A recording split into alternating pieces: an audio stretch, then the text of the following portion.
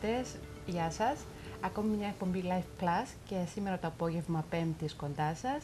Σήμερα έχω τη χαρά να φιλοξενώ μαζί μου εδώ τον Ιωάννη Λουβαρίδη, ποδολόγο, με τον οποίο θα συζητήσουμε για το διαβητικό πόδι. Το διαβητικό πόδι, ανάμεσα σε άλλα, βρίσκεται στο χάρτη των επιπλοκών στα άτομα με τσιμπημένο σάχαρο, δηλαδή με διαβήτη.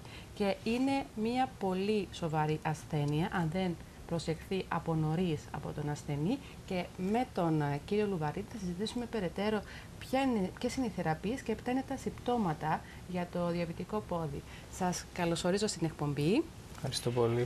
Διαβάζουμε κάποια πολύ σημαντικά στοιχεία σε σχέση με το διαβήτη και τις επιπλοκές που προκύπτουν από αυτή την ασθένεια. Μία από αυτές, όπως έχω αναφέρει, είναι και το κεντρικό θέμα της σημερινής εκπομπής, που είναι το διαβητικό πόδι. Και θα ήθελα λίγο να αναφέρω στους τηλεθεατές κάποια που διαβάζουμε κάποια... υπάρχουν κάποιες ανακοινώσεις ότι σε διεθνές επίπεδο, λέει, κάθε 20 δευτερόλεπτα χάνεται το πόδι ενός διαβητικού συνανθρώπου μας.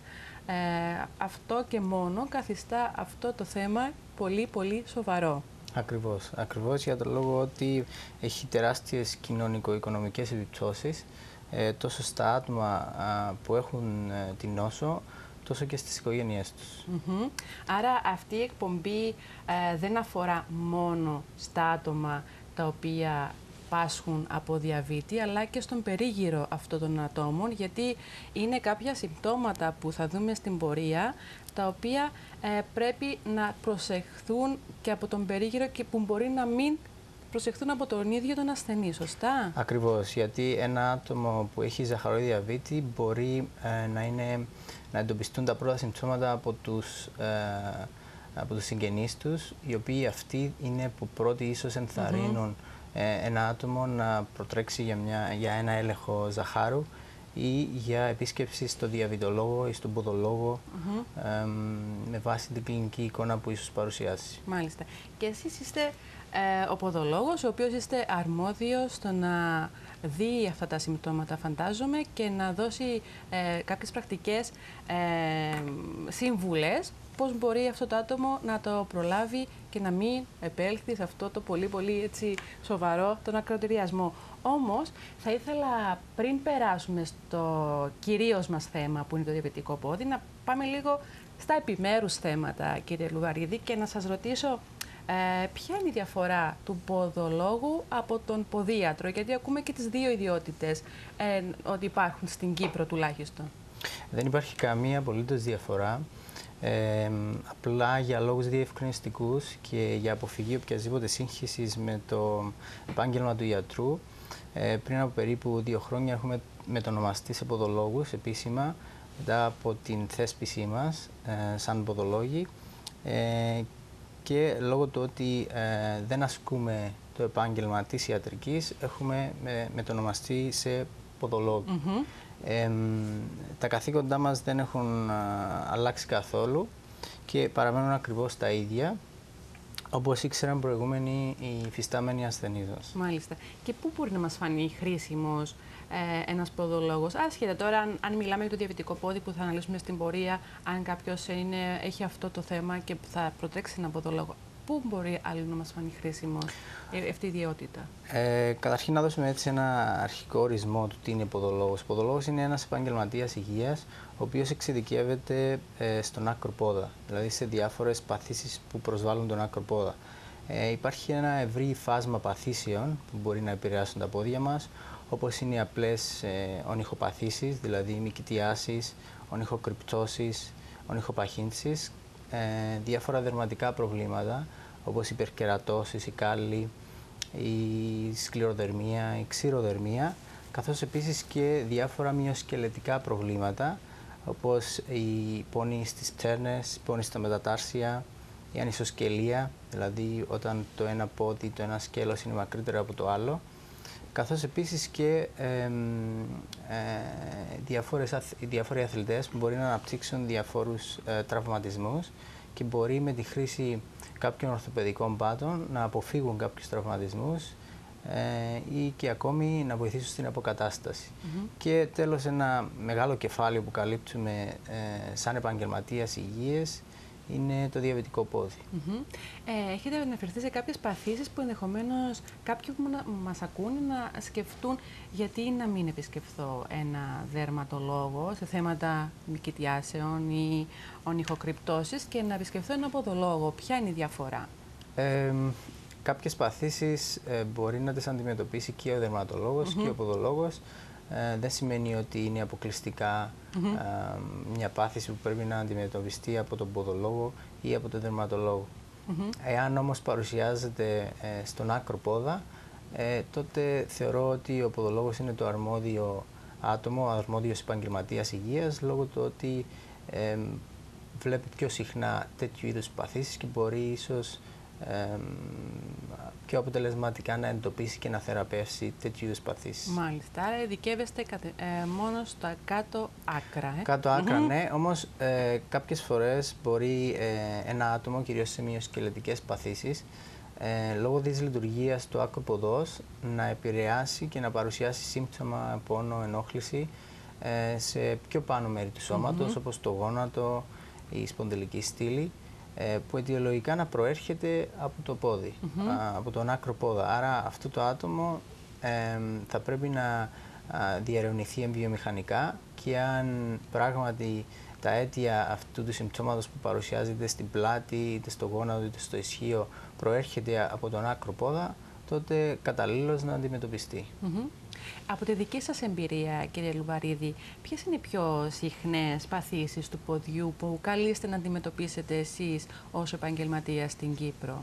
Όπως είπα και προηγουμένως, οι διάφορες παθήσεις που παρουσιάζονται στα νύχια, στο δέρμα, διάφορες μυοσκελετικές παθήσεις, αθλητικές κακώσεις, καθώς επίσης και άτομα τα οποία παρουσιάζουν αρθρίτιδα στα πόδια, που λόγω αυτής της κατάστασης δημιουργά μια παραμόρφωση του ποδιού και έχει ως αποτέλεσμα την πρόκληση κάποιων υπερκερατώσεων, τύλων ή κάλλων που θα πρέπει ένας ποδολόγος να αφαιρεί συστηματικά για μείωση του πόνου και της δυσφορίας που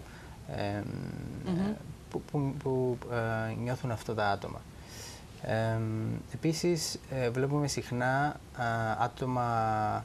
αρκετά παιδιά με παιδική πλατυποδία, κυρίως επώδυνη, καθώς επίσης και διάφορα άλλα δερματικά προβλήματα που είπαμε προηγουμένως. Αυτή ήταν και μία από τις επόμενες μου ερωτήσεις σε σχέση με την ηλικία των ασθενών. Μόλις μου απαντήσατε ότι υπάρχουν και μικρά παιδιά τα οποία μπορεί να παρουσιάσουν την πλατυποδία, την οποία δεν έχουμε αναφέρει από πριν σαν συχνή πάθηση, αλλά υπάρχει στην Κύπρο και υπάρχει και σε μικρά παιδιά, όπως λέτε. Ναι, βέβαια. Είναι σημαντικό όμως να πούμε ότι εμείς σαν επαγγελματίας υγείας αντιμετωπίζουμε την παιδική πλατυποδία εάν παρουσιάζει κυρίως δυσφορία ή πόνο στο παιδί. Διότι δεν υπάρχουν πλέον επιβεβαιωμένες μελέτες που να αποδεικνύουν ότι η χρήση ορθοπαιδικών πάτων μπορεί να αλλάξει σε σημαντικό βαθμό το ύψος της επιμήκυσης σοκαμάρας εάν χρησιμοποιείται σε νεαρή ηλικία. Μάλιστα. Άρα έχουμε δώσει λίγο το περίγραμμα της δικής σας επαγγελματικής ιδιότητας, του ποδολόγου συγκεκριμένα, για να μπορέσουν και οι τηλεθεατές να καταλάβουν με τι ακριβώς καταπιάνεστε, και υπάρχει και αυτό το θέμα ποδίατρος, ποδολόγος. Ο ποδολόγος είναι λίγο μια καινούρια έννοια που έχει εισαχθεί, θα έλεγα, στην Κύπρο. Έτσι, για να δώσουμε λίγο την εισαγωγή για το διαβητικό πόδι, το οποίο από ό,τι αντιλαμβάνομαι κατατάσσεται στις πιο σοβαρές παθήσεις του ποδιού, σωστά? Ένα 11% του πληθυσμού της Κύπρου έχει ζαχαρόη διαβήτη. Περίπου ένα 15% θα παρουσιάσει επιπλοκές στα κάτω άκρα και ένα 5% αυτών θα προχωρήσει σε ακροτηριασμό του ποδιού. Άρα είναι πολύ σημαντικό άτομο το οποίο έχει ζαχαρόη διαβήτη να παρακολουθείται συστηματικά από ποδολόγο και να αντιμετωπίζεται αναλόγως. Μάλιστα.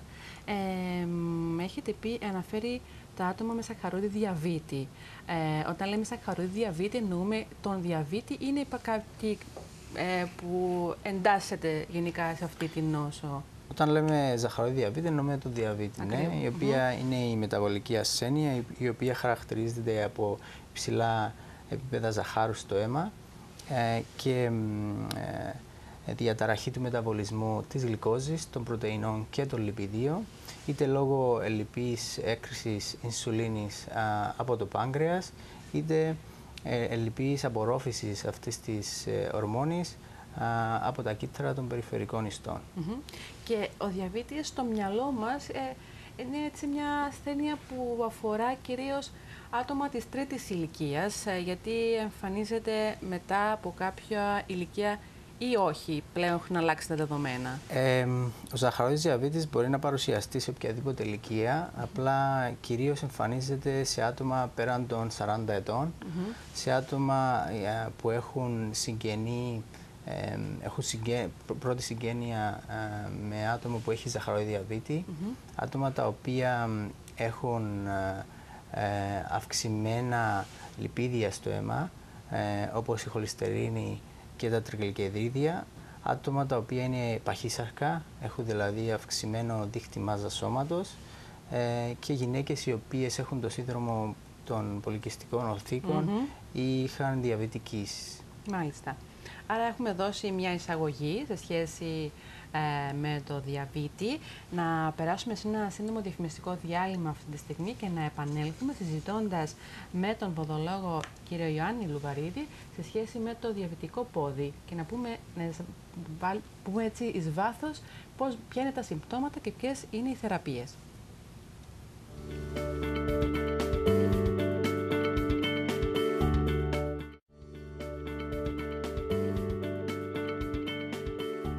Επανερχόμαστε στην εκπομπή με τον ποδολόγο κύριο Ιωάννη Λουβαρίδη για να συζητήσουμε για το διαβητικό πόδι. Έχουμε αναφερθεί στην εισαγωγή μας σε κάποια πολύ σοβαρά στοιχεία για το διαβητικό πόδι, ότι χάνεται κάθε 20 δευτερόλεπτα σε διεθνές επίπεδο το πόδι ενός διαβητικού εξαιτίας, φαντάζομαι, μη σωστής ενημέρωσης σε σχέση με την θεραπεία και τα συμπτώματα, σωστά? Η ενημέρωση είναι το ένα, αλλά κυρίως είναι η μη καλή ρύθμιση των επιπέδων ζαχάρου στο αίμα, που είναι και η κύρια αιτία. Επίσης, κάποιες άλλες αιτίες είναι οι διάφορες επιπλοκές που προκαλεί ο ζαχαροειδής διαβήτης στα πόδια, όπως η αγκιοπάθεια, η αγκιακή περιφερική νόσος ή η διαβητική περιφερική νευροπάθεια. Έτσι, με λίγο πιο απλά λόγια να το εξηγήσουμε τι ακριβώς σημαίνουν αυτά. Αγκιακή περιφερική νόσος εννοούμε την μη καλή αιμάτωση στα κάτω άκρα λόγω βλάβης των τριχοειδή αγκίων, ενώ διαβητική περιφερική νευροπάθεια εννοούμε τη βλάβη στις νευρικές ίνες, στην ισχυμία δηλαδή των νευρικών ινών, που έχει ως αποτέλεσμα την μη καλή αίσθηση στα πόδια ενός ατόμου με διαβήτη, στην παραμόρφωση του ποδιού του, καθώς και στην πρόκληση διάφορων παραισθήσεων, έντονου συνεχούς πόνου ή ακόμη και δημιουργία κάποιας καψαλγίας ή διαφορετικών τέλος πάντων μηνυμάτων που στέλνουν τα νεύρα στα πόδια πάνω στον εγκέφαλο. Μάλιστα. Άρα αυτή είναι η ιατρική όρη και τους αντιλαμβάνεστε καλύτερα εσείς που είσαστε ειδικός στον τομέα σας και κάποιος ιατρός, ένας διαβητολόγος. Από ό,τι αντιλαμβάνομαι, κύριε Λουβαρίδη, διαβήτης είναι και στέκομαι στο διαβήτη για να αντιληφθούμε και γιατί προκαλεί μια τόσο σοβαρή ασθένεια όπως το διαβητικό πόδι. Ο διαβήτης επηρεάζει και το νευρικό σύστημα του ασθενούς? Επηρεάζει τους νευρικούς άξονες, έτσι. Δηλαδή δεν υπάρχει καλή η τροφοδότηση αίματος στις νευρικές ίνες, που έχει ως αποτέλεσμα τη βλάβη. Αυτό έχει ως αποτέλεσμα ένα άτομο να παρουσιάζει πολλές φορές κάποια σκλήρηση ή κάποια πληγή που να μην νιώθει αποτελείωτος τίποτα, που αυτό συνεπάγεται με αυξημένο κίνδυνο πρόκλησης μιας μόλυνσης ή μιας πιο σοβαρής πληγής. Μάλιστα. Και έτσι μια ερώτηση που μου έρχεται τώρα στο μυαλό και μπορεί να τη σκέφτεται και κάποιος ο οποίος δεν έχει σχέση με το διαβήτη ή έχει κάποιο άτομο στον περίγυρο του και δεν το έχει ψάξει τόσο πολύ. Και επειδή προκύπτει αυτό το θέμα το διαβητικό πόδι, θα ήθελα να σας ρωτήσω για ποιο λόγο είναι πιο επιρρεπή τα κάτω άκρα σε σχέση με αυτή την πάθηση, σε σύγκριση με τα χέρια μας. Ο λόγος είναι γιατί το σωματικό μας βάρος, το σώμα μας δηλαδή, στηρίζεται πάνω στα πόδια. Αυτός είναι ένας λόγος και ο δεύτερος λόγος είναι γιατί χρησιμοποιούμε υποδήματα. Και πολλές φορές η χρήση ακατάλληλων υποδημάτων είναι αυτά που μπορεί να οδηγήσουν στην πρόκληση μιας εξέλκωσης, μιας μόλυνσης και ενός ακροτηριασμού. Άρα επαναλαμβάνουμε αυτό που είχαμε πει και στην αρχή, ότι τα άτομα με διαβήτη μπορεί να μην αντιληφθούν ούτε καν τα ίδια και να μην νιώθουν κάτω, ούτε πόνο, ούτε να αντιληφθούν ότι έχουν κάποια πληγή και αυτό, όπως λέτε, είναι πολύ επικίνδυνο να προκαλέσει τον ακροτηριασμό. Όμως, από την πληγή, πώς μπορούμε να φτάσουμε σε ένα τόσο σοβαρό, μια τόσο σοβαρή επίπτωση όπως είναι ο ακροτηριασμός?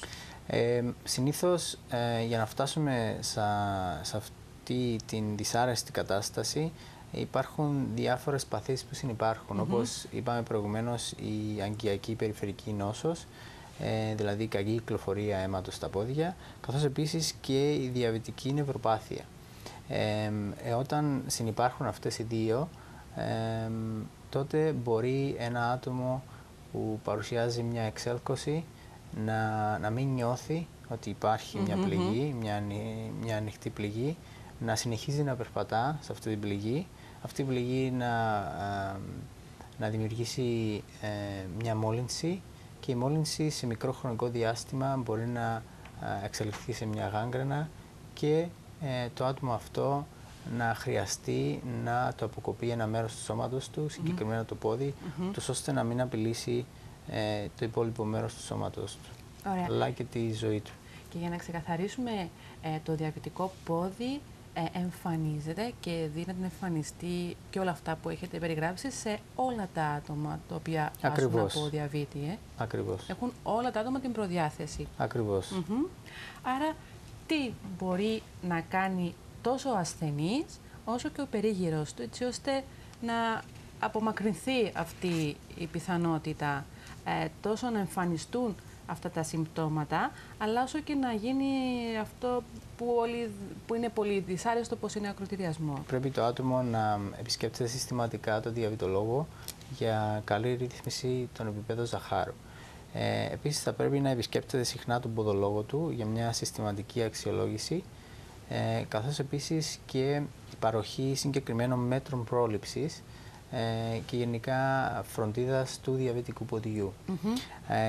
Αυτά τα μέτρα πρόληψης μπορεί να είναι το καθημερινό πλύσιμο με χλιαρό νερό, το εντελεχή στέγνομα των ποδιών, κυρίως στις μεσοδαχτύλιες περιοχές, η χρήση κατάλληλων ευρύχωρων υποδημάτων, καθώς επίσης και η συστηματική χρήση ειδικών σκευασμάτων, κρέμας και ειδικούς αφρούς που έχουν ταχύ αναπορρόφηση για άτομα που παρουσιάζουν ξηροδερμία.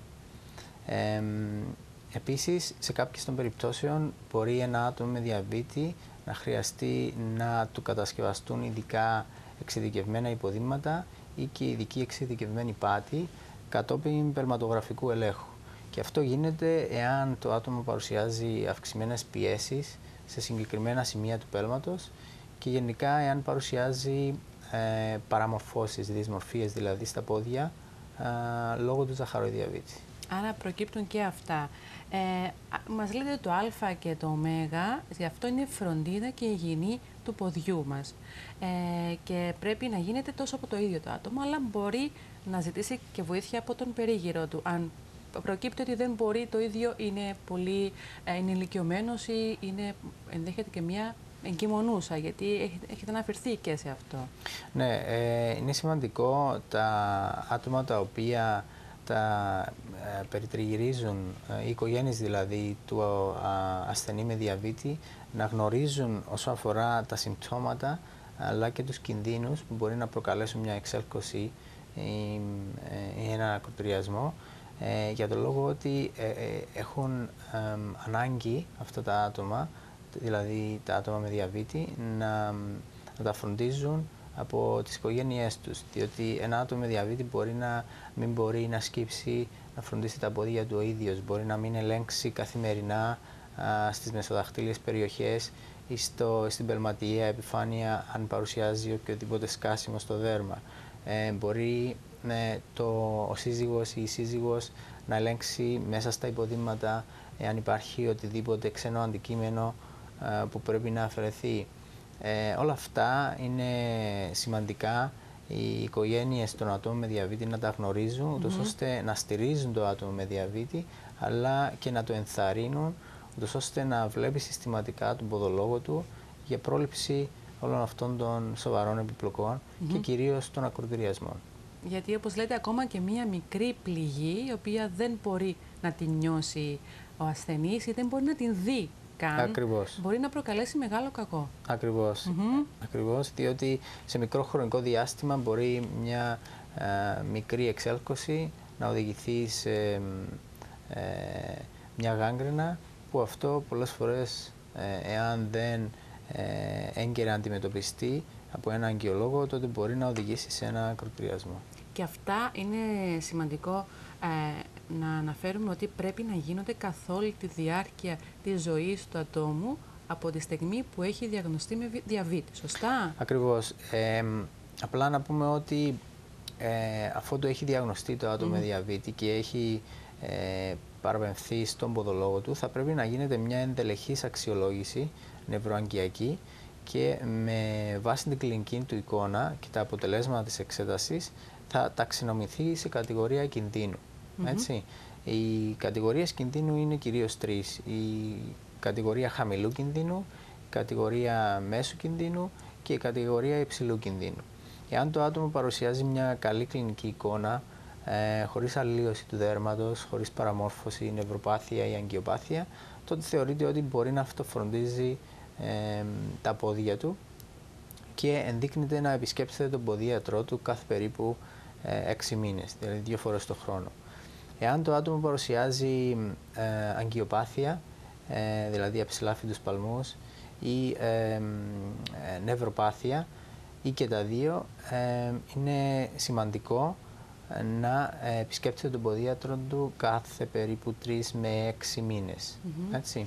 Εάν το άτομο όμως παρουσιάζει μια σοβαρή εξέλκωση, μόλυνση ή οποιαδήποτε άλλη σοβαρή αγκιοπάθεια, προχωρημένη αγκιοπάθεια και νευροπάθεια, τότε αυτό το άτομο ταξινομείται σε υψηλού κινδύνου και θα πρέπει να διαχειρίζεται από μια ομάδα ειδικοτήτων, έτσι ώστε να γίνεται άμεση αντιμετώπιση του τωρινού προβλήματος, αλλά και αποφυγή οποιοδήποτε προβλημάτων στο μέλλον. Μάλιστα. Να πούμε ότι ένα άτομο που πάσχει από διαβήτη εννοείται ότι και θα επισκέπτεται τον ποδολόγο, το ανάλογα λέτε με την ομάδα υψηλού κινδύνου που είναι, αλλά να αναφέρουμε ότι υπάρχουν και οι διαβητολόγοι και οι ειδικοί γιατροί, οι οποίοι παρέχουν και τη φαρμακευτική αγωγή, αλλά και την ειδική διατροφή που πρέπει να ακολουθεί ένα άτομο με διαβήτη. Σωστά? Ακριβώς. Ο διαβητολόγος είναι ο καθήλυνα αρμόδιος ιατρός, ο οποίος είναι υπεύθυνος για τη ρύθμιση του ζαχαροειδή διαβήτη, του ζαχάρου δηλαδή στο αίμα, με τη χρήση φαρμακευτικής αγωγής, καθώς επίσης και για την παραπομή του ασθενή στους υπόλοιπους επαγγελματίες υγείας και ιατρούς, οι οποίοι αντιμετωπίζουν ένα άτομο με διαβήτη, όπως είναι ο οφθαλμίατρος, ο κλινικός διαιτολόγος, καθώς επίσης και ο ποδολόγος.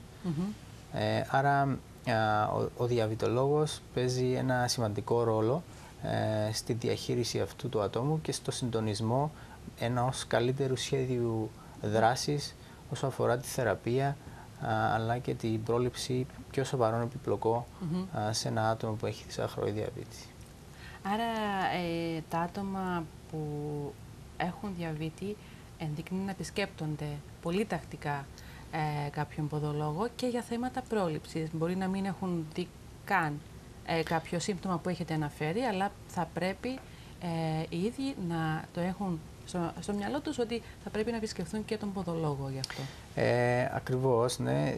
Όμως, όπως είπα και προηγουμένως, με βάση την κατηγορία κινδύνου υπάρχει και το κατάλληλο χρονοδιάγραμμα που πρέπει να ακολουθηθεί, ούτως ώστε να γίνεται μια συστηματική παρακολούθηση από τον ποδολόγο αλλά και θεραπεία. Πολλοί είναι αυτοί οι ασθενείς οι οποίοι έχουν ζαχαρωή διαβήτη και επισκέπτονται τον ποδολόγο τους κάθε περίπου 3 με 4 μήνες για μια γενική φροντίδα είτε υπερκερατώσεων, είτε σκληροδερμίας, είτε ονυχοπαθήσεων. Έχετε αναφέρει και τις κατηγορίες κινδύνου. Πόσο εύκολο είναι ένας ασθενής κατηγορίας κινδύνου 1 να πάει κατευθείαν είτε στην 3 είτε στην 2 ή πόσο εύκολο είναι επίσης από την 3 να μπορεί να κατέβει στην 1. Υπάρχει αυτό το πράγμα? Ναι, υπάρχει. Παραδείγματος χάρη, εάν άτομο βρίσκεται στην κατηγορία χαμηλού κινδύνου, εάν παρουσιάσει οποιαδήποτε σοβαρή εξέλκωση, τότε αυτόματα μπορεί να θεωρηθεί υψηλού κινδύνου για το μέλλον και θα πρέπει να αντιμετωπιστεί ως περιστατικό υψηλού κινδύνου. Τώρα, ένα άτομο το οποίο είναι σε κατηγορία υψηλού κινδύνου είναι πιο δύσκολο να, όπως είπατε και εσείς, να κατέβει κατηγορία κινδύνου για τον λόγο ότι υπάρχει το ιστορικό εξέλκωσης ή υπάρχει μια επιπλοκή όπως είναι η αγκιοπάθεια ή η νευροπάθεια που πολλές φορές είναι μη ανατρέψιμες, έτσι. Και να μας πείτε, κύριε Λουβαρίδη, η μετάβαση από τη μία κατηγορία κινδύνου στην άλλη μπορεί να γίνει και σε λιγότερο από 3 ή 6 μήνες, χρονικό διάστημα που ενδείκνυται κάποιος να επισκέφτεται τον ποδολόγο? Ναι, πολλές φορές άτομα που μπορεί να αναπτύξουν, άτομα με διαβήτη που μπορεί να αναπτύξουν μια μικρή πληγή, μπορεί σε πολύ μικρό διάστημα, σε μερικές μόνο ημέρες, να προχωρήσουν σε μια μόλυνση σοβαρής μορφής που να ενδείκνυται η ενδονοσοκομιακή περίθαλψη. Άρα αυτόματα αυτό το άτομο θεωρείται υψηλού κινδύνου. Άρα εδώ είναι που παρεμβαίνονται και το ίδιο το άτομο να έχει την προσοχή του στα κάτω άκρα αν πάσχει από διαβήτη, αλλά και ο περίγυρος του να μπορέσει να πάσα στιγμή να εντοπίσει οτιδήποτε θεωρείται ύποπτο και να προσέλθει στον ποδολόγο. Ακριβώς. Απλά να πούμε ότι άτομα τα οποία έχουν ζαχαρώη διαβήτη και παρουσιάζουν οποιασδήποτε υπερκερατώσεις, σκληροδερμίες, δυσμορφίες στα νύχια των ποδιών, θα πρέπει να επισκέπτονται συστηματικά για γενική φροντίδα. Γιατί είναι πολύ σημαντικό να μην προσπαθούν από μόνοι τους να φροντίζουν τα πόδια τους, γιατί πολλοί είναι αυτοί που έχασαν το πόδι τους λόγω του ότι προκάλεσαν από μόνοι τους ένα τραυματισμό. Θέλω να μου πείτε λίγο έτσι για τις εγκυμονούσες, γιατί ακούμε πολύ συχνά ότι είναι μια περίοδος στην ζωή μιας γυναίκας που πιθανότατα να εμφανίσει διαβήτη κατά τη διάρκεια της κοίησης. Κινδυνεύουν και οι εγκυμονούσες από το διαβητικό πόδι? Θα έλεγα σε λιγότερο βαθμό, όμως καλό θα ήταν εγκυμονούσες οι οποίες παρουσιάζουν διαβήτη κοίησης να επισκεφθούν τον ποδολόγο, ούτως ώστε να γίνει μια απλή αξιολόγηση και ούτως ώστε να αποφύγουμε οποιασδήποτε άλλες πιο σοβαρές πλοκές που ίσως προκαλέσει ο διαβήτης κοίησης στα πόδια. Άρα πρέπει να έχουν και αυτές την προσοχή τους και στα κάτω άκρα τους.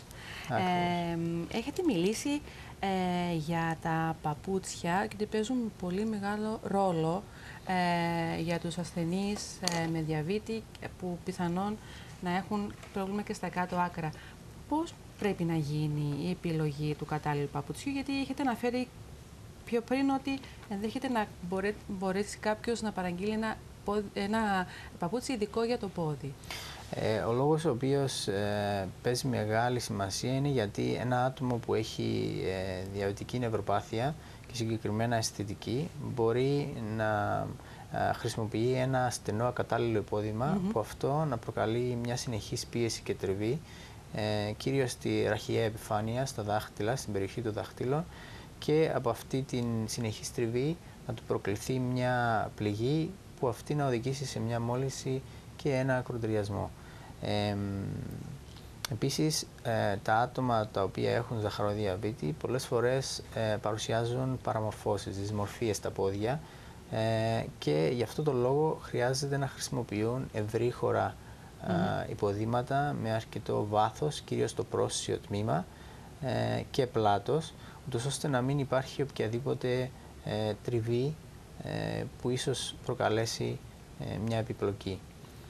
Επίσης, να αναφέρουμε ότι είναι σημαντικό να γίνεται συστηματικός πληματογραφικός έλεγχος σε τέτοιου είδους άτομα που παρουσιάζουν παραμορφώσεις στα πόδια και συγκεκριμένα αυξημένης πιέσης, δηλαδή φορτίσεις στην πελματιαία επιφάνεια, στην πατούσα δηλαδή, γιατί αυτά τα άτομα χρήζουν χρήσης εξειδικευμένων ορθοπαιδικών πάτων στα υποδήματά τους. Και με αυτή τη χρήση των ορθοπαιδικών πάτων μπορεί να γίνεται μια ισοκατανομή της πίεσης και του βάρους και μειώνοντας αυτές τις πιέσεις μειώνουμε και τους κινδύνους δημιουργίας μιας εξέλκωσης. Άρα, επειδή φτάνουμε σιγά σιγά στην ολοκλήρωση της σημερινής σας παρουσίας, συνοψίζοντας, τι θα λέγατε στα άτομα είτε που πάσχουν από διαβήτη, είτε στα άτομα του περιβάλλοντος τους, σε σχέση με αυτό τον κίνδυνο που αντιμετωπίζουν?